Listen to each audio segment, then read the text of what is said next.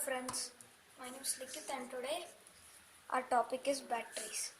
So batteries you use in almost every appliance around you, even in your phone, laptop, and even in most of the games which you play, the console games. So batteries are used everywhere. So why are batteries used? Batteries are used to store the electric charge and release it out when it is needed. So how does a battery work?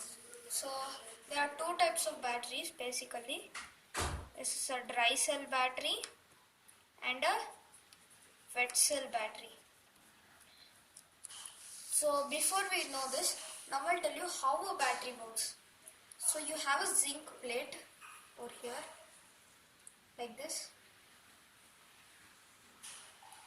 and then you have this carbon rod and zinc tube. So, and then you have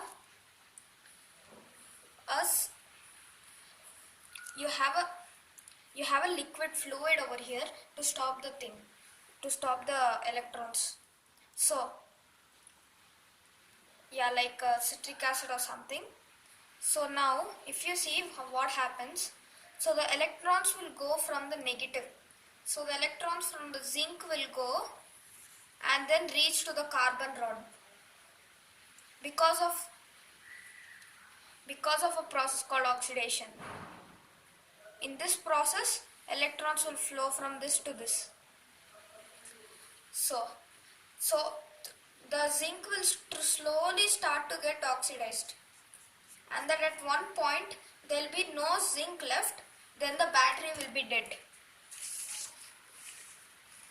Now you have two types of batteries from this side.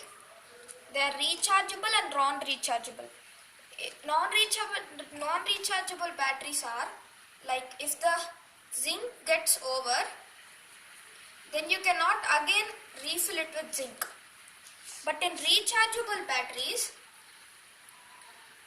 actually you say that electrons flow from negative to positive in this direction.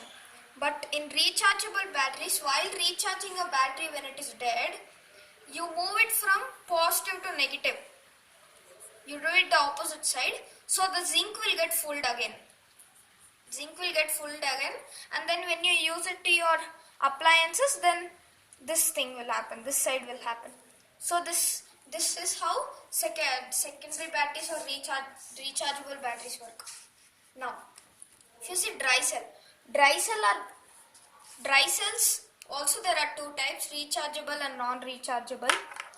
So these batteries, these everyday batteries, these are non-rechargeable. It will be written on them that it is non-rechargeable or rechargeable. So dry cells are basically these types of batteries, the cylindrical batteries. So I said that there will be a fluid between. But in dry cell, to prevent leakage and all, they do not use fluid, but they use a paste of that same fluid. So it is called as dry cell. So it has the same thing, but the thing is that there will be paste in between. But you see wet cell is like there will be sulfuric acid or something, and you have to put distilled water. So it will be totally wet. Now if you see wet cell ones, you get so many types of wet cells, like even your car battery, lead acid battery. So they say acid. So it is a wet cell. Now in dry cells you have so many kinds. First, these are 1.5 volts. These are 9 volts batteries, and there are many more. Now let us see how the battery works. So I bought a LED over here, and I have a 9 volts battery here. So this is the positive side and this is the negative side. So the LED's larger one will be positive, so I put it on the positive side. And you will see the LED is glowing very, very brightly. It's glowing very brightly. So this is a demonstration of a battery, and the amount of electric current is measured by volts. So this is 9 volts battery. So it produces 9 volts, and these are 1.5 volts. So battery circulates the electrons with potential energy. With the potential force, it circulates everything. So if they give you an unknown battery and they tell you to measure the volts, then you can just, and the first thing you can do is you can just take the battery and then you can read the volts which is written on it. But if it is not written and it is plain, then you just take this multimeter, then attach its negative and positive. And if you get this kind of battery and you want to see how much charge is there in it, just keep it in 20 dCV. Take the positive and negative. Keep it in the positive and negative. If you put it the opposite, then it will come in minus.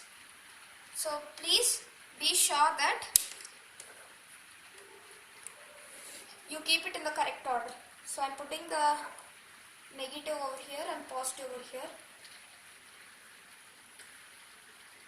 And you can see the multimeter is showing 8.63, means it's nearly 9 volts. So this has the charge. So now let's check this battery.